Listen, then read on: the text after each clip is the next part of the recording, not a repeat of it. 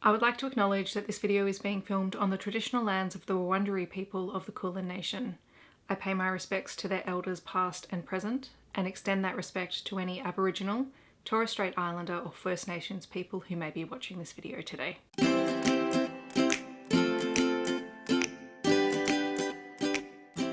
Hi everyone, my name is Steph, this is the Novelty Corner and welcome back to my channel. Today I have a Books Beside My Bed video for you where I wrap up the last 7 days worth of reading. This video is going up a little bit later this week just because I had a very loaded weekend, but here we are and we're going to talk about the books that I read from the 19th until the 27th of November. I will preface this video by saying that I'm not going to be doing any more TBR game rolls at the end of this video. I still have quite a few books left from last week's rolls, and I also have a whole stack of review copies that turned up this week, and I want to try and make sure that I catch up on everything that I already have planned. So we're not going to add any more rolls, but I am thinking that in the first half of next year I will bring this game back out again. Alright, so this week I read 9 things. I just finished the 9th thing this morning because I started it last night and just didn't finish it, but I'm very excited to talk about all of them. Those 9 books equated to 3,028 pages and I had an absolute blast this week. Like it was fun. Okay, so the first book that I read this week was one of my members' choose prompts, and it was Tracy's one to read a book with nature on the cover, and I read Faking with Benefits by Lily Gold. This is a very hefty why choose contemporary romance novel. It is about Layla, who believes that she is undateable, and her best friends are her neighbors, 3 guys who live next door. They run a relationship advice podcast, despite the fact that none of them are in a relationship. And after a particularly bad date, Layla ends up crying on their couch, and the proposal comes up that they teach her how to be a better date, and she will help them with a new segment on their podcast, on like a series on how to become a better date. And Layla and Zach and Josh agree to this, but the third neighbor, Luke, initially does not agree. He is older than the rest of them, and he also happens to be a former teacher of Layla's. Layla is an adult, but he was a teacher at the school where she went for part of her schooling career. What Layla doesn't realize is that Josh is very attracted to her, Luke is trying very hard not to be attracted to her, and Zach, despite the fact that he is claiming that he doesn't do relationships, is also falling for her, and she is falling for all 3 of them. This was surprisingly fun for a Why Choose book, particularly because if I'm going to read about a poly relationship, I like there to be a relationship between everyone in the group, and despite the fact that there's no sexual relationship between the guys, they have this really close relationship. And I think that's what worked for me, is that they trust each other implicitly. They have been in a relationship with another woman previously prior to this, so they have experience in this area, and Layla is the one who is learning what that looks like for her. But I actually really like the relationship dynamic between everyone. So very glad that I read this. I'm going to definitely read some more of Lily Gold's other books as well. Then for the paperback place prompt from Robin to read a book with chronic illness representation, I reread With You Forever by Chloe Liese so I could add all of my tabs. And I'm very happy that I did this. This was just so comforting to go back and read. This is Axel and Rooney's story. Rooney is the best friend of Willa, who was the heroine in the first book of the Bergman Brothers series. So we've seen Rooney the whole way through the book. We also have seen Axel, who is one of the Bergman brothers. We know that he has autism, and he and Rooney have been dancing around one another in previous books in the series. We discover that Rooney has a chronic illness, ulcerative colitis, just trying to pronounce that properly, and that she has recently had a big flare-up and it's caused her to pause her studies. She needs to take some time, she needs to recover, and it just so happens that the Bergman's cabin is free, or so she thinks. And so she is gifted time there because she tells her friend she just needs that time. So she travels up to the cabin, and there she finds Axel, who is currently working on the property because there are some structural issues that need to be fixed, and so no one can actually stay in the cabin. Axel then offers for her to stay in his cabin, which is on the same property, and the two end up spending some time together. But Axel needs the money to fix the cottage, and as it turns out, he has an inheritance from a relative who has passed away that comes with a condition that he be married. And so Rooney and Axel agree to a marriage of convenience for the sake of fixing up the cottage. Then they get to know each other, and it's gorgeous. I love these two so much. This is my favorite book in the series, closely followed by Everything for You, and I adore these two so much. It just gave me all the warm fuzzy feelings. And watching them learn about each other and get to know each other and open up to each other about things that they haven't really talked about with other people was just delightful. Then I read one of my chance prompts that was to read a new author, and I read Powerful by Kathleen Kelly. This is a book set in the Drive world, which I believe was a world that was created by another author, and I can't remember who it was. This is a small town second chance romance between a now famous actor, Chris Livingston, who returns home for the wedding of his best friend. And in high school, he was dating I think the best friend's sister or his best friend's wife's sister. It's one of the two. But they come face to face with each other again because they are both in the wedding party. And he has come with his current Hollywood girlfriend, who is not nice at all. Don't like her. Part of me is torn between going, I wish we didn't see women written this way, but also realizing that it is a reality and just being very uncomfortable with that fact. But anyway, Chris and his former high school sweetheart end up reconnecting. They have to work through a lot of their stuff because he left to pursue his career. And she went to pursue a career as a journalist, but she ended up embedded in a story and was kidnapped and assaulted and is dealing with the trauma from that. And he only finds out about it when he returns home. It was surprisingly hard-hitting. There were some moments that were really lighthearted, and it was a really good introduction, I think, to Kathleen Kelly's work. But I'm hopefully going to try some more of her books. Then I read another chance card prompt, and that was to read a sports romance. And for this, I read A Whole New Ball Game by Lauren K. McKellar, which was Women of War Book 4. It is a football book. It is about AFL, which is the style of football that is played here in Melbourne. Not that we don't have other football, but this is the predominant one that started here, Aussie rules. I still don't understand, and I've lived here for my whole life. But anyway, our heroine Zoe is a nurse, and one evening she accidentally bumps Sawyer Benson with her car because he ends up walking in front of her. It's not a hit. She's moving very, very slowly. She freaks out. She apologizes, doesn't recognize him as a current AFL superstar. That is until he ends up visiting her workplace and doing some charity work by visiting patients and the kids who are in the hospital. Then she recognizes who he is, and he remembers her from the incident, and they get to chatting, and he is attracted to her, and he finds out that she plays football as well. One of the patients that she's quite close to, a very young girl, says that women can't play professional football at the same level as the men, and she decides to prove the little girl wrong and to prove that women can do anything that they set their mind to, because the Australian Women's League has only just become a much bigger thing in the last few years over here. And Sawyer sees an opportunity here to spend more time with her because he needs a date to an event at the end of the season, and so he offers to train Zoe for the trials for the Women's League, and that's how they end up spending time together. I also quite enjoyed this.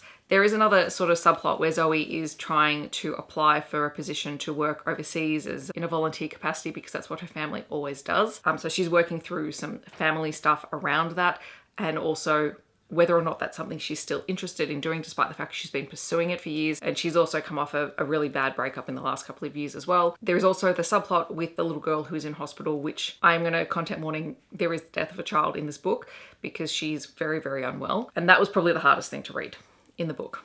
But I actually quite enjoyed this. I might continue the series, I haven't decided yet, but if you're someone who's looking for Australian rules football romances, here's one to try. Then I went back to one of my original prompts that I still haven't read yet, and that was to read a review copy book that I have, and for that I read West Side Love Story by Priscilla Oliveras.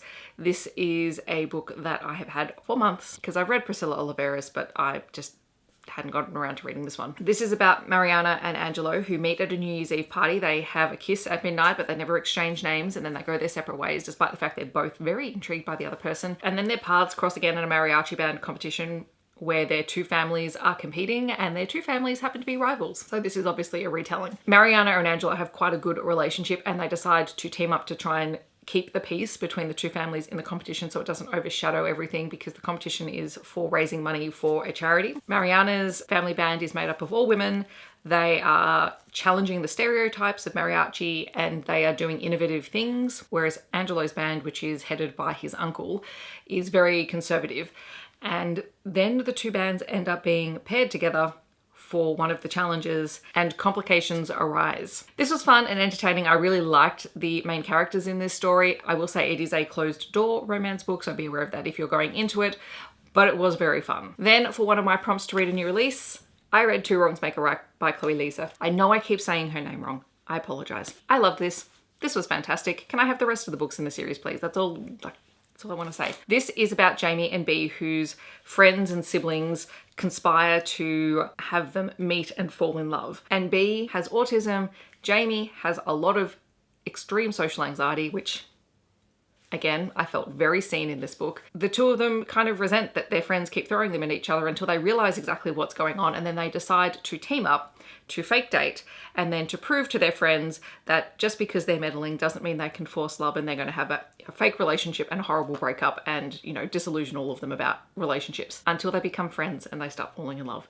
And it is just so much fun. I think I said in my review on Instagram that I find it really challenging with books like this, with romance books that are traditionally published, that they don't often do what the authors, particularly if they are independently published authors first, are able to do in their traditionally published books. But I think Chloe did a really amazing job. It was so good.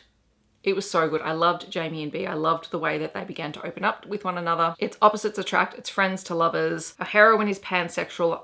I'm wondering if Jamie is demisexual just by some of the ways that he talks about how he is in a relationship. As always, the anxiety and the ASD rep in here is just on point. There is a content warning in here for an abusive relationship that is not the main character, but it is someone who is close to both the main characters. But I just absolutely adored this book. It is so worth reading and picking up. Chloe Liese is up there as, you know, all-time favorite author now, for sure. I've loved everything that I've read of hers. Then for another members choose prompt to read a sequel, I read Solitary Sinners by Elle Thorpe. This is St. View Prison book 2 because I desperately want to get through this series and the next one. This is another Why Choose book. This is between May, Heath, who is in prison for murder, Ro, who is one of the prison guards, and Liam, who is a lawyer. And in the first series, they all sort of came together to try and prove that Heath was not responsible for the murder of May's sister. So this is dealing with a lot of corruption in law enforcement, but particularly at the start of this book, because all the books end off on cliffhangers, including this one, May ended up caught in a prison riot because she was working as a teacher at the correctional facility. And in this book, Ro and Heath are forced to admit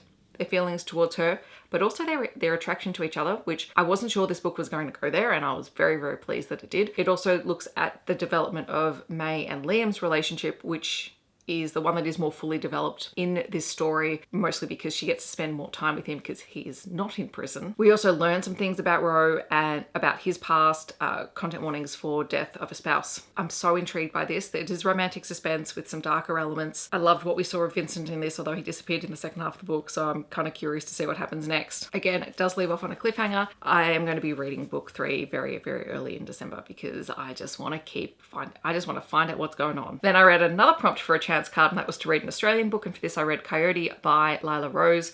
This is MC Hawke's Next Generation book 1. So this is an Australian MC romance. I think it's set in Ballarat. If you like Jessica Gaziella, I suggest that you check out this series. I had a ball reading this. We have Channa, who is a baker. She owns her own small bakery, but we find out very early on in the first chapter that in high school she was severely bullied, and a prank was played on her that left her horribly embarrassed, and when she went home to tell her mum decided enough was enough and they got out of town. It was a motivator, but the prime motivation also for getting out of town is that Channa and her mother were being physically abused by her father, who was alcoholic. And so they didn't move far, but they moved far enough away that he never found where they were. So she went to a new school. Channa and her mother started up this bakery together. Her mother passed away from cancer a few years before the beginning of this book. And the one thing that has followed Channa from the incident at her high school was the fact that an older boy called Cody had stepped in, had seen the bullying and had put a stop to it. But she was so horribly embarrassed from what happened that, you know, she can't face him. And suddenly he turns up in her bakery and she freaks out because she's still dealing with the trauma of being bullied. And it turns out he's the son of the president of the local MC. So that's sort of the setup. And what forces them to actually have a conversation with each other is that one night Channa is at home and she hears this commotion out on the street, and a motorcycle has been hit by a car, and the rider is being threatened with guns by these guys. Channa tries to defuse the situation by shouting out that she's called the cops, but when that doesn't stop anything, she has these 2 gorgeous, gorgeous dogs who she has trained really well, and she sets them on the people who are attacking the guy on the ground. And then it turns out she's also very, very highly trained. So after everything that happened to her in high school, she learned how to fight. And so she ends up scaring off these guys, getting the guy who fell off the motorbike into her house. And he has connections to the MC. He's not a member of it, but he is a friend of them. And so they come out, and that is when she's forced to come face to face with Cody again, whose road name is Coyote. And the Hawks MC decide to take her under their wing to offer her protection while they try and sort out this mess with a rival gang. And that's sort of the story. And then Cody is very intrigued by her and realizes that she knows him, but he doesn't know her. And he tries to find out what the story is because he's falling for her. I loved a whole lot about this. The writing was just great. I really, really enjoyed it. And of course, any book that features a bakery, I get so hungry when I'm reading those books. It was a good thing is I read this over the weekend while I was at a party because I was eating so much food. There's a really great found family dynamic that worked at the bakery as well as the MC. There's a whole lot of things that go on in the MC as well, but overall I was just really, really pleasantly surprised by this book. I mean, I'd met Lila Rose and I was talking to her about her books, and I'm just so excited that I tried it because I want to continue reading the rest of the books. So this is a spin-off of, I think, of her original Hawks MC, which again, I'm doing what I always do and I jump in somewhere completely in the middle of a series. Clearly it didn't matter because I really enjoyed the book, but I am going to read the rest of the next gen books and then hopefully go back and read some of the original ones because I do like the older characters who we met through these books. But yes, I'm thoroughly enjoying diving into some of these Australian authors. And then the last book that I read this week was The Princess and the Scoundrel by Beth Revis. This is part of the Star Wars canon, and this is Han and Leia's honeymoon book. So I was reading this on audio. This was a prompt that I had to read an audiobook, and I was listening to it while I was on Mel's 1K celebration live stream last night. This was really fun. So it kicks off after the Battle of Endor. Han proposes to Leia, they get married on Endor, but the whole thing is around this idea that even though the Emperor is dead and the New Republic now exists, the galaxy is a vast place and not everyone knows, understands, or is even aware of what's going on. Leia is very unable to shut off. She wants to continue to work, whereas everyone else around her is telling her to take her honeymoon, to take some time off. And the compromise is this sort of political maneuver on a cruise ship. So she and Han end up on this cruise, and then she somehow manages to redirect this cruise to her cause, which is to continue to promote the New Republic. But of course they end up getting caught in the crossfire with some loyalists from the Empire, and there is lots of action sequences. It was just a fun ride. The audio narrators, and I forgot to write down who they were fantastic. I love the Star Wars audiobooks. They always do really fantastic voices. They often have at least 2 narrators, if not more, and they also have sound effects which just make this seem like a movie in your ears, and I loved it. All right, so those are all the books that I read this week. In the comments, I'd love to know if you have read any of them or if you're planning on picking any of them up. If you want to let me know that you're here but you don't want to leave a comment, feel free to leave a flower emoji down below. Otherwise, I hope that wherever you're in the world, you're staying safe and healthy, and I will see you in my next video. Thanks so much for watching. Bye, everyone.